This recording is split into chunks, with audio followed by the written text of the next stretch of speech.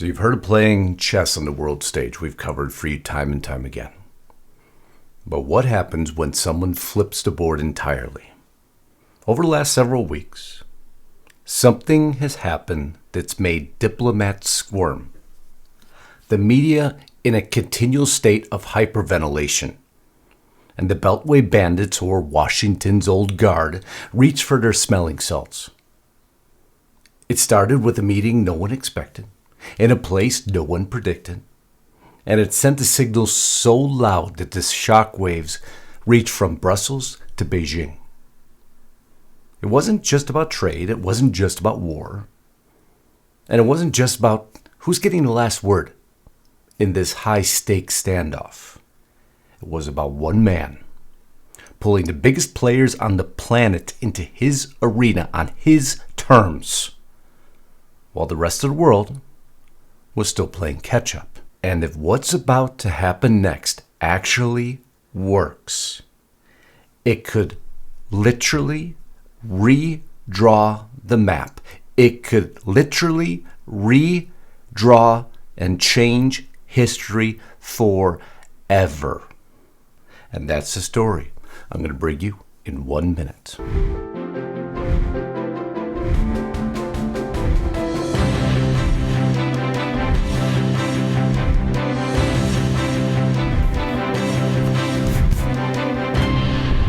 You excited about this story? Because I'm excited to bring it to you.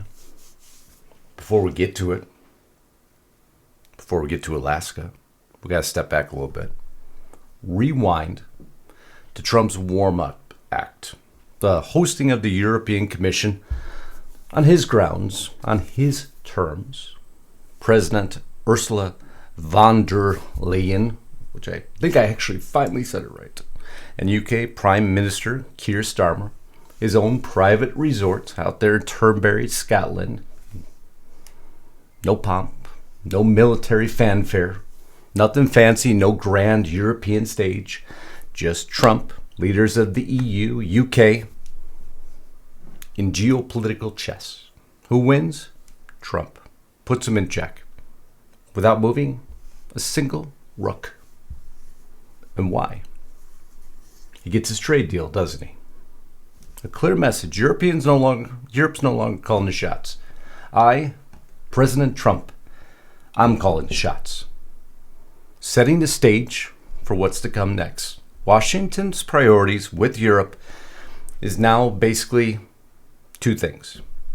Get out of costly military entanglements and make sure U.S. corporations keep the sweetest spots in EU's single market. Everything else, not exactly top of mind. The Atlantic era is failing, and the center of gravity is sliding back towards the great Republic of the United States of America. I know, something Democrats really didn't care too much about. Fast forward. The Alaska gambit, kind of a unique argument here. Alleged to be August 15th.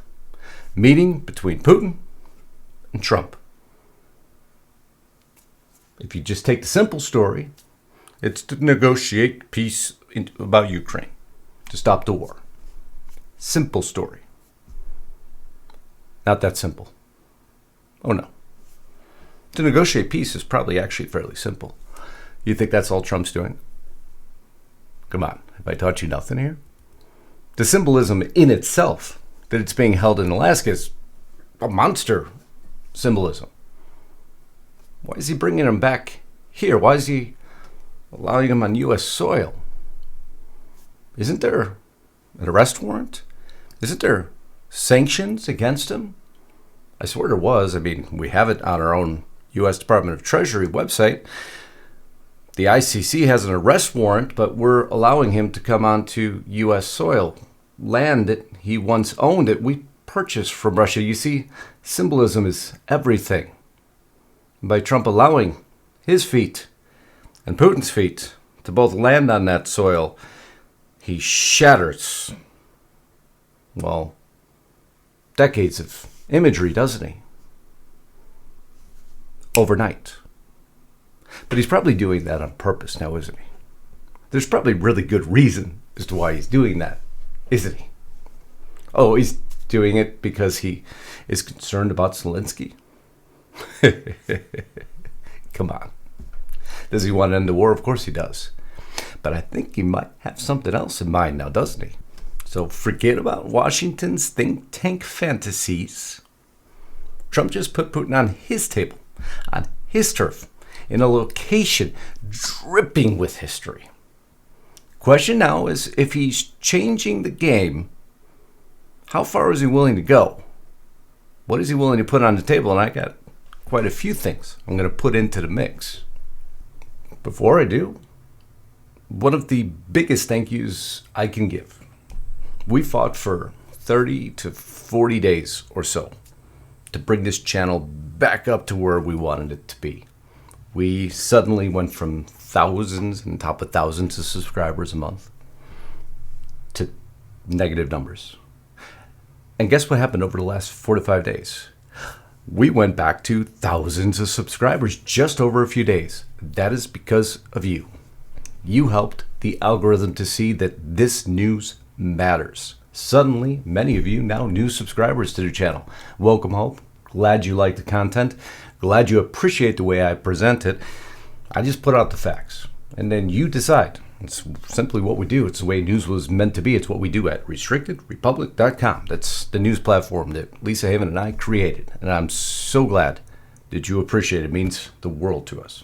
So again, double check that you're subscribed. If you're new here, love you to subscribe. I'd also love you always to support those that support me, and in return, hopefully can save you some money. Already, my subscribers have saved thousands for doing something fairly easy. Making a free phone call. See that number next to me, 805-619-5011? You know who that is? That's Chapter. They are licensed Medicare professionals. This is a tough system. If you ever called, tried to figure out Medicare for a loved one or for yourself, you know it's a tough system. There's a multitude of options. What these folks do is they know how to search for every option in your area, sort through it really efficiently, and determine for you, maybe there's a better option. Maybe you have the best plan. Maybe you don't. You know what Chapter does? They simply provide you other options. The average person who calls them saves $1,100 a year. But again, on a free phone call, what does it hurt to call them? Double check, see if you maybe can save some money. What's the worst that can happen? Hey, you got the best plan. At least we tried to check. Thanks, have a great day, and move on. But maybe it's the other way. Hey, we found something better. You like it? Looks great. Perfect. Let's change. I saved some money. Have a nice day. All for calling 805-619-5011. Call those folks over there at Chapter. It's a real person, not a bot. It will be the best call you make today. But now, let's get back to this video. Okay, so what's the goal of this here, right? According to Trump, the talks will likely lead to a land swap arrangement. Well, that's according to Trump and anyone who has a normal mindset. When I say normal mindset, that would not include Zelensky, of course, who is fighting. Well, matter of fact, if I was just to dig a little deeper for you and go into it, you will quickly find a multitude of clips where little Zelensky's out there saying, it's never going to happen. He's not going to have a choice, folks. I'm sorry, if he thinks this war is going to end and he's going to retain everything that has been lost, well, he's got another thing coming, but he can pontificate as long as he wants. It's not going to happen. But nonetheless, I digress. Trump has already said this will benefit both sides. How that looks, no one knows except for President Trump. Russia isn't giving up Crimea or a multitude of occupied territories. They've already said that. Now, maybe Trump gives them to give up one or maybe two, but they're not going to give them all up. But again, this is only a portion of the story, isn't it? Moscow holds the military upper hand. If Trump was to say, go, I'm going to stay out of your way, it's not going to look good for Ukraine at all.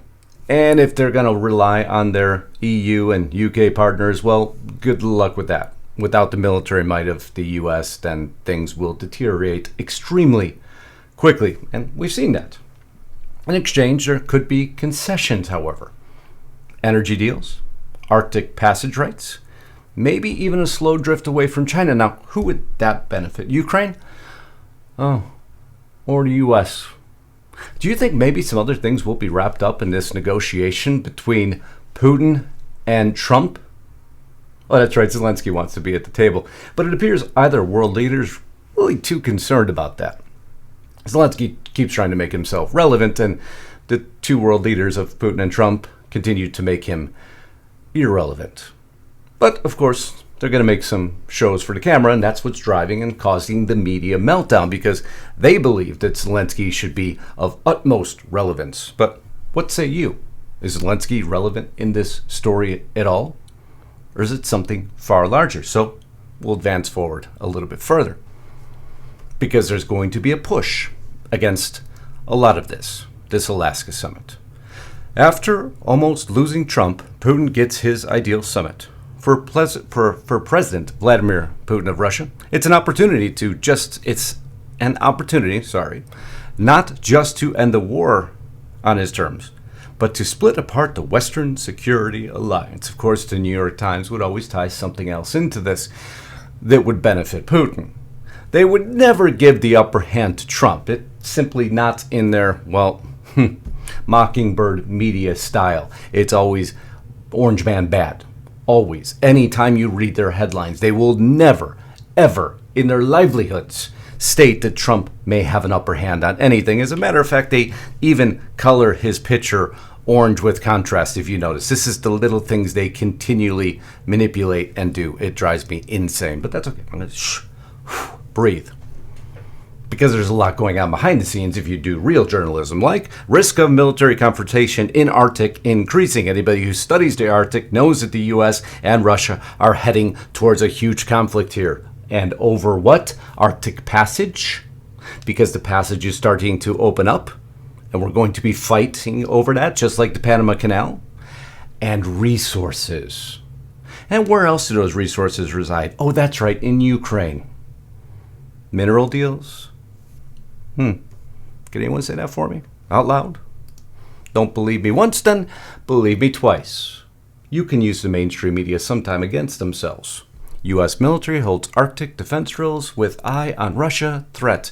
Do you think maybe Trump has some other reason why he's inviting Putin to Alaska, which up there in the Arctic? It's not that hard, folks. It normally is not. It's just the mainstream media really tries to mislead and confuse you and make things seem a lot more difficult than they need to be. It's truly not. But who's going to fight against it?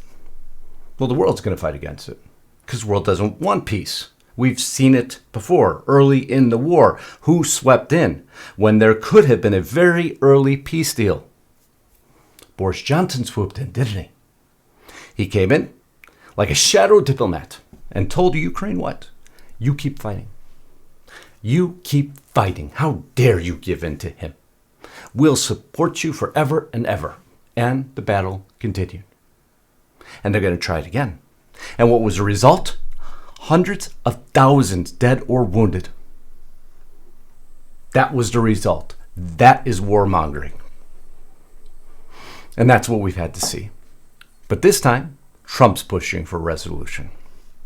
The Alaska meeting represents something bigger than just peace talks. This time, it's Trump openly tearing up the foreign policy rulebook, not allowing the likes of Boris Johnson to control it any further. He's showing the establishment that those doctrines no longer hold true. Isolation, sanctions, permanent hostilities are no longer the norm. He is the untouchable, until he says otherwise. America first, not America last. But here's the catch. Can he pull this off without getting kneecapped himself? He's got to get the commodities. Ukraine dealing on commodities with the U.S. largely finished, almost, kind of, sort of, right? He's got this tariff that he's holding over, right? He pulled back the tariffs, or else this would cripple Putin. He pulled it back. Putin's like, okay, maybe I got a chance here. Maybe I got a chance. He's got Zelensky. I'm never going to give you anything. It's just a crybaby to me. Every time I see him, he's just a freaking crybaby. Everybody, titanic efforts to disrupt Putin-Trump meeting. It's everywhere, folks. Just validating my story for you, showing it in real time. Certain nations will try to sabotage Putin-Trump meeting because they want ongoing continual war. They never want it to end. Never want it to end. Ukraine, Zelensky rejects any land for peace deals ahead of Trump-Putin meeting. See, it's all the same. But who can ultimately kneecap Trump? His own security apparatus. And who, in high gear right now, is trying to assure that that security apparatus is kneecapped into not stop Trump, into defeating the war machine. You've seen all the moving parts now, haven't you? They are directly challenging the neocons in D.C. at the quickest pace we've ever seen. And we are getting our victories, but it's not done yet. And if he genuinely gets to this peace talk and genuinely gets peace between, this is a monster maneuver because Ukraine's tied into a lot more than just Russia. Now, Ukraine's always been a strange bedfellow with the U.S., always been a strange bedfellow. If Trump is able to pull off a peace deal and get Russia to decouple, folks, Trump's accomplished a lot more than most realize then. It will be a big indicator to me that he has broken that apparatus. If he is not able to pull it off, the apparatus is still in place. Trust me on this. This is why we're here. This is what we research. This is what we watch, so you don't have to. If he breaks it, he is truly almost in full control. And he will start to be able to redraw the map at a pace we've never seen before. So from Turberry to the Bering Strait to the Panama Canal to the Arctic, Trump's rewriting the entire script. Europe still clinging to its old fantasies. Our Beltway bandits hoping that they still have some power left that's eroding quickly. China's watching the Pacific like, what the heck's going on here? If he gets Putin, we're in a lot of trouble. We're going to have to stop this somehow. But they got their own problems because their economy's failing, faltering.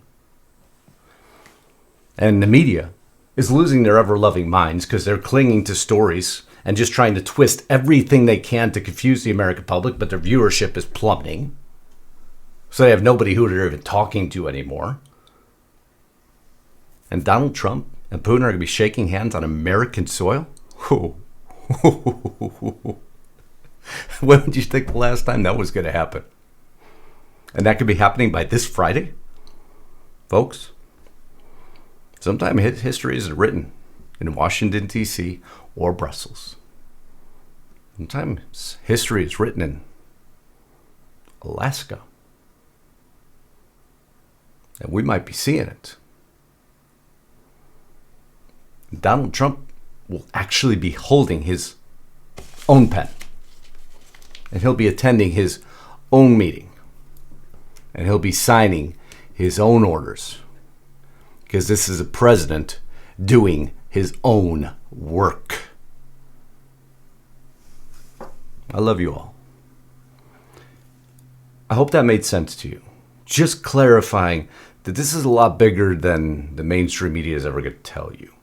A lot more moving parts than just stopping the war in Ukraine. No, this is a lot bigger of a script for President Trump. If you knew all that, great. If that put a lot of things kind of into alignment for you, I'd love to see it in the comments below. I want to make sure I'm doing my job. You're my employer. You tell me. Give me my review. Did that put a lot of things into focus for you? It means the world to me. I love you all. Until next time, Godspeed and God bless. Justice Night. Signing out.